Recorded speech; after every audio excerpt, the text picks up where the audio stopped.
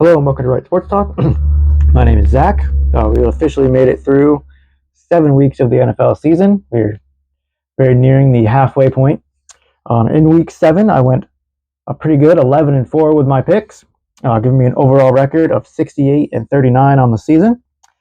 Let's get into some of these picks for week 8. Week 8 of the NFL season kicks off this Thursday night as the Minnesota Vikings, who are 3-3, coming off of a loss to the Philadelphia Eagles, take on the LA Chargers, who are 4-3, coming off of a loss to the Indianapolis Colts. Neither one of these teams looked really great this past week. The Vikings kind of struggled a little bit with Carson Wentz at quarterback finally. Their defense didn't look as good against the Eagles. They were able to stop the run, but the Eagles' pass game that hasn't had much all season finally looked pretty good against this Vikings defense. For the Chargers, I think they threw the ball a bunch this past week. They couldn't really get anything going with their run game. Luke Vidal, who had a pretty good game against the Dolphins the week before, couldn't do much against Indianapolis. They couldn't really stop Indy's run game either. Jonathan Taylor was really able to run all over them. So these are the two teams that, coming off of not looking very good, get a short week to, one of them should get kind of a bounce back game. Now, in this game, I actually do think that the Chargers will win. The Vikings once again going to start Carson Wentz, and I think that this Vikings defense can disrupt him. I don't know how the Vikings run game is going to look. Jordan Mason has not looked all that great, but maybe going against this Chargers run defense that has been struggling, he will have a better game. This Vikings defense in itself has been struggling. I think Justin Herbert should be able to have a pretty good game with his very good receiving weapons in Ladd McConkey and Keenan Allen and Quentin Johnson. I think he should have a pretty good game. I think the receivers should have a pretty good game. I think their defense can slow down this Vikings offense, can really disrupt Carson Wentz. I think their key to victory here is to make Carson Wentz make mistakes. Carson Wentz makes mistakes, you can cause turnovers, give your offense good field position, really kind of swing the game that way. So I do think the LA Chargers will get the victory over the Minnesota Vikings. Next up, moving to Sunday, there is no international games this week. They're taking a couple weeks off from that. So Sunday afternoon slate, you have the Miami Dolphins, who are 1-6, coming off of a pretty bad loss to the Cleveland Browns, taking on the Atlanta Falcons, who are 3-3, coming off of a loss to the San Francisco 49ers. For the Falcons, they have looked very inconsistent. Michael Penix, I believe, suffered a foot strain in this game, so it's interesting to see if he will play. If not, Kirk Cousins will get the start if Michael Penix does not play. And for the Dolphins, they have just been struggling all around. Their defense couldn't do anything to stop the Browns' running game this past week. Their offense, Tua had multiple interceptions. Couldn't really get much going. I know the Browns have a pretty good defense, but this offense has continued to struggle for Miami. They couldn't really get anything going. Tua continues to struggle, and I don't really think that'll change much this week as the Falcons have a very good defense, a very good secondary. I think they're going to make Tua make mistakes. This run game should really get going against this Miami Dolphins lackluster run defense. It's going to be very good for Bijan Robinson and Tyler Algier. And even if Penix doesn't play, Kirk Cousins is a very good, capable quarterback who's started a bunch in this league. So I do think that the Atlanta Falcons will get the victory over the Miami Dolphins. Next up, you have the New York Jets, who were 0-7, coming off of a loss to the Carolina Panthers, in which Justin Fields got benched for Tyrod Taylor in that game, and Tyrod Taylor will be making the start this week, taking on the Cincinnati Bengals, who are 3-4, coming off of a win last Thursday over the Pittsburgh Steelers, in which in that game their offense looked like it was really clicking under Joe Flacco. Joe Flacco learned fairly quickly that if you just throw the ball to Jamar Chase and T. Higgins, good things will happen for this offense. And their defense, Bengals defense did struggle. They gave up 31 points, yet their offense was somehow able to overcome that and beat the Steelers. For this game, I don't have a whole lot of confidence in the Jets. They're going to be starting Tyrod Taylor. Their offense has not looked good with really anybody Tyrod Taylor got some play week 2 against the Bills when Justin Fields went out. Didn't really look good. Justin Fields had not looked good at all, which is why he got benched. Their offense has really been struggling. Breece Hall has been decent, so he could have a pretty good game against this defense. But overall, the Jets team, I don't really trust them. I don't think their defense can contain all the weapons that the Bengals have. I don't think they're going to be able to contain Jamar Chase. Or, if they contain Jamar or T. Higgins, I don't think it'll be both. Chase Brown was finally able to get something going in the run game against the Steelers. I think he could continue against this Jets run defense that has struggled this season. So I do think that the Cincinnati Bengals will get the victory over the New York Jets. Next up, you have the Cleveland Browns, who are 2-5, coming off of their victory over the Miami Dolphins, taking on the New England Patriots, who are 5-2, coming off a victory over the Tennessee Titans, which really for the first half of that game, the Titans kept it very close. Then New England was able to pull away in the second half with some big plays by Drake May and some big plays from their defense. This game, I think, could be very interesting as the Browns do have a very good defense, but the Patriots also have a pretty good defense. The Browns offense has had its struggles this season. The Patriots offense looks like it's really clicking. Ramondre Stevenson had a very good game this past week against Tennessee. Cleveland's run defense significantly better than Tennessee's. But I do think that the Patriots will be able to win this game. I think Drake May is obviously better than Dillon Gabriel at this point. I think that Drake May, kind of like he did against the Bills, will be able to find some openings in this defense. And one of the Patriots playmakers will be able to make plays and make big plays that could swing the game in the favor of the New England Patriots. I think this could be a pretty close game, maybe a sloppy game at times. But I do think that the New England Patriots are talented enough at this point to overcome a sloppy game against the Browns. So I do think the New England Patriots will get the victory in this game. Next up, you have the New York Giants, who are 2-5, coming off of a loss to the Denver Broncos, in which they gave up 33 points in the fourth quarter. They had a 19-point lead going into the fourth quarter. They lost 33-32. Sounds like the Giants.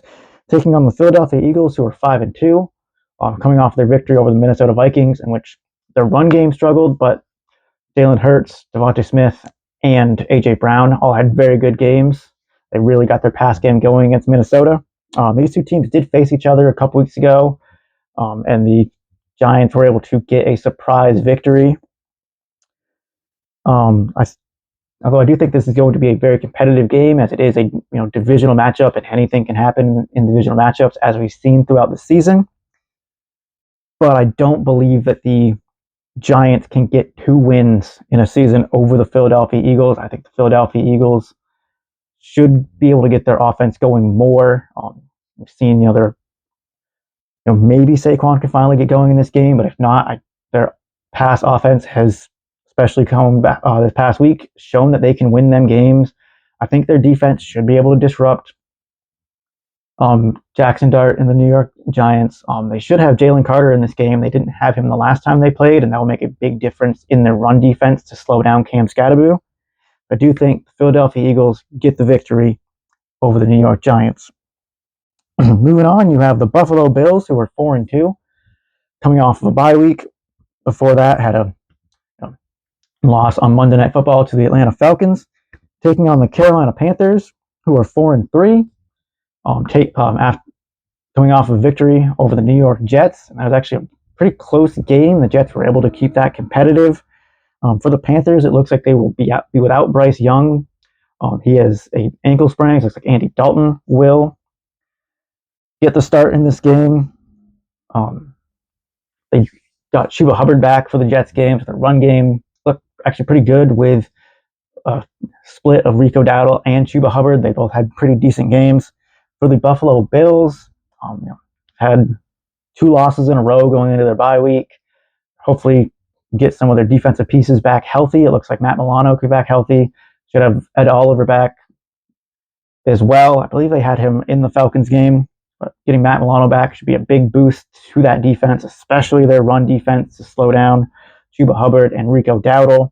I think they should be able to disrupt Andy Dalton. I do think the Buffalo Bills will get the victory. Hopefully they get Dawson Knox. Hopefully they get blank on his name, their tight end back on offense. They are very much lacking in receiving options. Hopefully they can get their healthy pieces back. I think Josh Allen should have a pretty good game against this defense. Maybe Dalvin Cook has bounce back game as he struggled for the 2 weeks going into the bye week. But I do think the Buffalo Bills can do enough, and they will get the victory over the Carolina Panthers. Next up, you have the Chicago Bears, who are 4-2. They've won 4 games in a row, taking on the Baltimore Ravens, who are 1-5. They're coming off a bye week. Before that, they're coming off of a loss to the LA Rams. This is a team in the Ravens that maybe they will get Lamar Jackson back from his hamstring injury.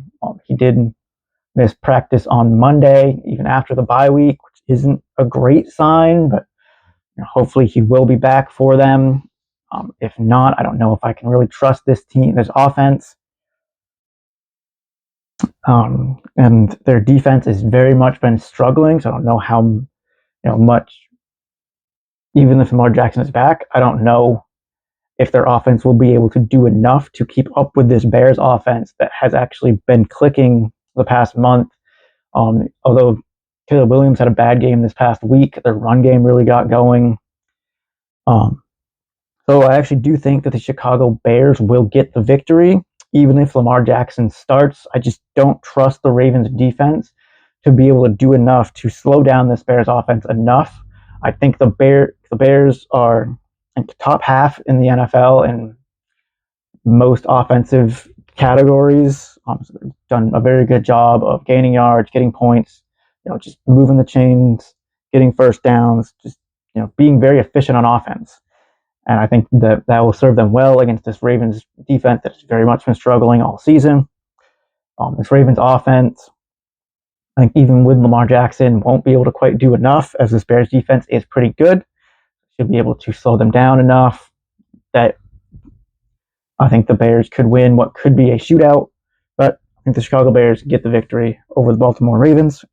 Next up, you have the San Francisco 49ers, who are 5-2. Coming off of their victory over the Atlanta Falcons, taking on the Houston Texans, who are 2-4, coming off of a loss to the Seattle Seahawks. In that loss to Seattle, Nico Collins appeared to suffer a concussion. Texans might be without their number one receiver for this game. San Francisco could still be without Brock Purdy. They might get Ricky Pearsall back. Obviously their defense is very banged up. But as banged up as this Niners team is, they keep finding ways to win. And I think they find a way to win this game as well. I'm going to take the Niners here. I think Christian McCaffrey should be able to play very well. Even with their banged up defense, I think they should be able to perform against this lackluster Houston Texans offensive line. Although Houston does have a very good defense, I don't think they will be able to slow down Christian McCaffrey enough. He could really be the key for the 49ers here. Mac Jones, if he has to start again, has been playing good enough football to win games for San Francisco. I do think that these 49ers get the victory over the Houston Texans. Next up, you have the Tampa Bay Buccaneers, who are 5-2, taking on the New Orleans Saints, who are 1-6. Buccaneers coming off of a loss to the Detroit Lions this past Monday night. The Saints coming off of a loss to the Chicago Bears. For the Buccaneers, they did lose Mike Evans.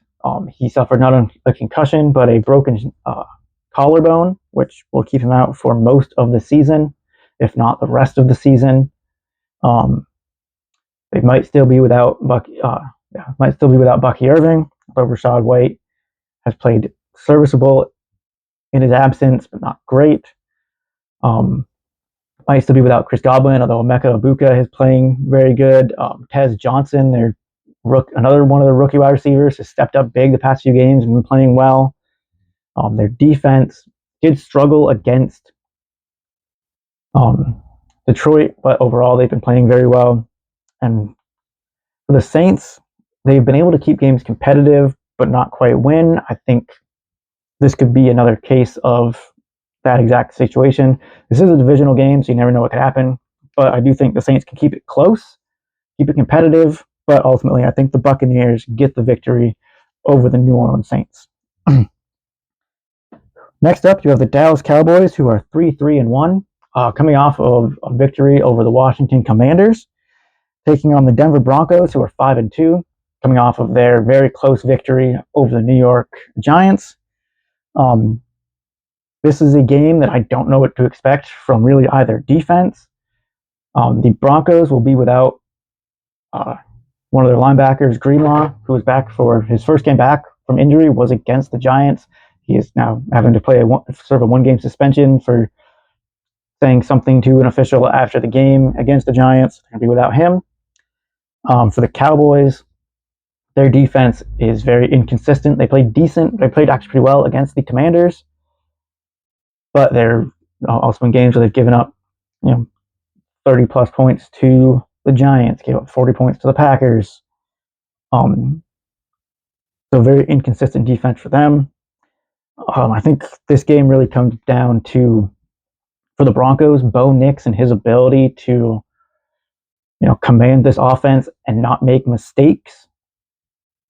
So actually, I do think that the Denver Broncos will get the victory. I think this could be a pretty high-scoring game. But as long as the Broncos can start scoring, before the fourth quarter, I think that their defense can do enough to, slow the Cowboys offense down, just barely enough that the Denver Broncos should squeak out a, high-scoring shootout game victory. Next up, you have the Tennessee Titans, who are 1-6, coming off of a loss to the New England Patriots, taking on the Indianapolis Colts, who are 6-1, coming off a victory over the LA Chargers. This is definitely a tale of two complete opposite teams. The Tennessee Titans have been not able to get anything going on offense. I think Cam Ward leads the NFL in turnovers right now. And for the Colts, Daniel Jones has done a great job of not turning the ball over. Their offense is very much been clicking. Jonathan Taylor has been able to run over most defenses he's played. So I don't see that changing this week. I think, the Colts defense can get after Cam Ward, can make him make mistakes. And I think this Colts offense should be able to run the ball effectively, where Jonathan Taylor can, make pass plays where they need. I do think that the Indianapolis Colts will get the victory over the Tennessee Titans. Moving on to Sunday Night Football, you have the Green Bay Packers, who are 4-1-1, taking on the Packers, coming off a victory over the Arizona Cardinals. They are taking on the Pittsburgh Steelers, who are 4-2, coming off their loss to the Cincinnati Bengals. This is an Aaron Rodgers revenge game. Aaron Rodgers spent 16 years of his career in Green Bay. He won a Super Bowl for them back in the 2010 season. So, probably be, pretty emotional night for him. It's just the first time he's played the Packers since he left them going into the 2023 season when he went to the Jets. The Packers are coming off a very close victory over the Cardinals. They couldn't really get much going throughout the game. Josh Jacobs was finally able to get going towards the end of that game. Hopefully they can get him more involved earlier. I know he's a little bit banged up. Hopefully he has been able to get healed up throughout the week and is much better to go for this game. For the Steelers, their offense looked very, very good against the Bengals, but their defense did not look all that great. They gave up, I believe, over 100 yards rushing.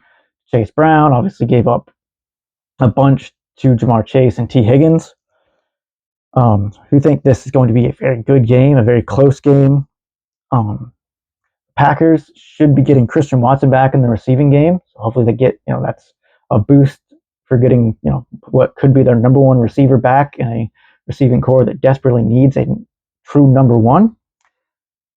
So I am going to pick the Green Bay Packers to get the victory here. As good as the Steelers are, I just don't think their defense is good enough to keep to. Um, I don't think their defense is good enough to stop all the aspects of this Packers offense. I don't think their run defense is good enough to stop Josh Jacobs, who I think could be the big difference maker in this game and really swing the momentum for the Packers. I think Jordan Love can play good enough against this defense. I think this defense can, and Micah Parsons can get after Aaron Rodgers, make him make some mistakes. He is an older quarterback. He's not going to try to run around a whole bunch. Well, he is still pretty mobile. I don't think he's going to be able to run around much against this very good pass rush of the Green Bay Packers. I do think the Packers get the victory over the Pittsburgh Steelers. Now, finally, for Monday Night Football, you have the Washington Commanders, who are 3-4, coming off of their loss to the Dallas Cowboys, taking on the Kansas City Chiefs, who are 4-3, coming off a victory to the Las Vegas Raiders, which they dominated that entire game. They got Rashee Rice back. He got a couple of touchdowns in that game. Their offense was very much clicking throughout that entire game. Their defense played very well against the Raiders' offense. For the Commanders, maybe they can get Terry McLaurin and Deebo Samuel back, who were out for the Cowboys game. But they might be without Jaden Daniels, as he suffered a hamstring injury. And it's unclear as to whether or not he will be able to play on Monday night. If not, it will be Marcus Mariota starting at quarterback. To be honest, I don't think it really matters who starts at quarterback for this Commanders team. I think the Kansas City Chiefs will get the victory regardless. The Chiefs are back to full strength, fully healthy, got everybody back in the skill positions. Their defense is playing very well. Patrick Mahomes is, starting to play like the Mahomes of old, where he's making spectacular plays. Offense isn't making very many mistakes. They're really starting to build momentum and get on a roll after a pretty slow start to the season. I do think that the Kansas City Chiefs get the victory over the Washington Commanders. Let me know in the comments who you guys think wins this week. I'm pretty excited for the Sunday Night Football game. I'm excited to see Aaron Rodgers face his old team. Don't forget to like and subscribe. Until next time, see ya.